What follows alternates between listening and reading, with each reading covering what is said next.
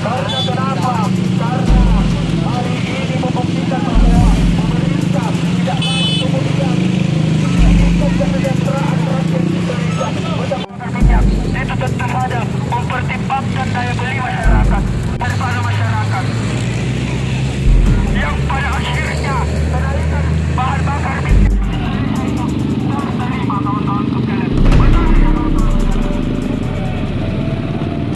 Karena kenapa? Bahwa harga BBM bersubsidi. Karena kenapa?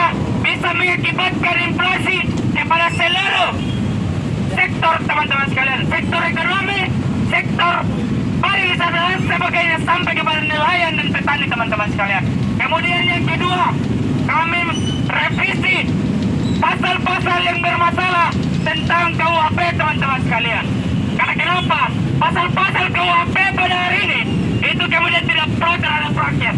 Ada beberapa pasal yang kemudian baik yang kita anggap kontroversi.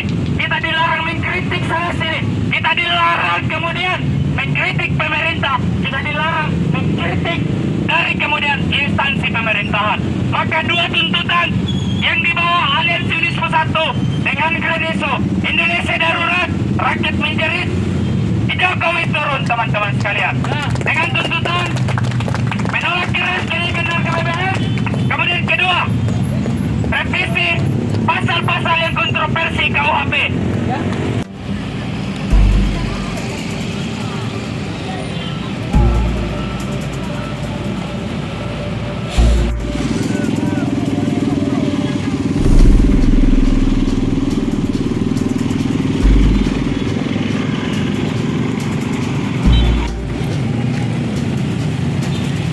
Terima kasih sudah nonton. Jangan lupa like, subscribe, dan share ya.